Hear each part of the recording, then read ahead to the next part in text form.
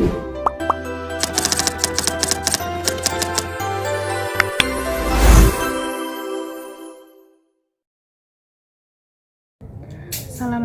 warahmatullahi wabarakatuh. Halo teman-teman, perkenalkan saya Naila Ahlan Dalimunte dengan NIM 72141006. Saya merupakan mahasiswi Universitas Negeri Medan, program studi Pendidikan Ekonomi.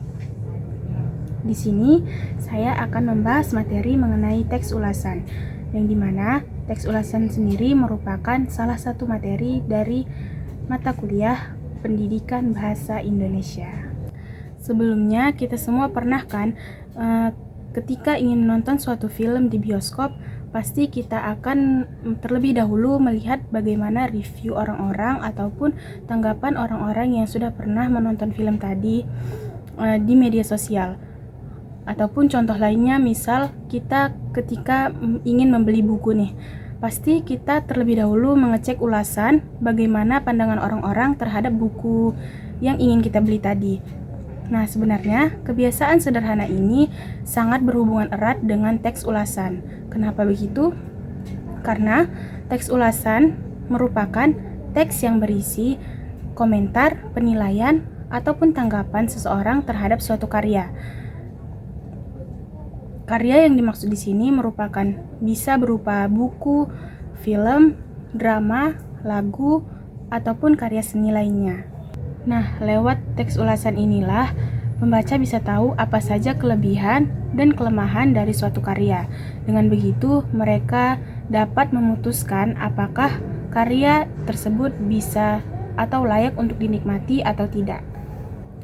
Dalam menulis sebuah teks ulasan, ada 5 struktur yang perlu diperhatikan. Yang pertama ada identitas, yang kedua ada orientasi, kemudian ada tafsiran isi, kemudian ada evaluasi, dan yang terakhir ada rangkuman. Nah, bagian identitas itu berisi tentang informasi dasar dari suatu karya, misalnya judul, penulis, penerbit, ataupun tanggal terbit dari sebuah buku. Namun, identitas ini sifatnya itu opsional, jadi tidak harus ada dalam suatu teks ulasan. Setelah identitas, terdapat bagian orientasi. Di sini berisi tentang pengenalan secara umum terhadap suatu karya yang ingin diulas tadi, dengan memberikan gambaran secara singkat tentang suatu karya tersebut sebelum masuk ke ulasan yang lebih mendalam lagi. Yang kemudian ada struktur tafsiran isi. Di sini penulis menceritakan ulang bagaimana suatu karya tentang karya tersebut, kemudian menonjolkan apa saja bagian-bagian penting ataupun hal-hal yang menarik dalam karya yang diulas tadi. Misalnya meringkas cerita dalam suatu film ataupun membahas inti dari sebuah buku. Selanjutnya ada bagian evaluasi. Nah, pada bagian inilah dicantumkan bagaimana penilaian terhadap suatu karya yang mencakup kelebihan ataupun kekurangan dari karya tadi.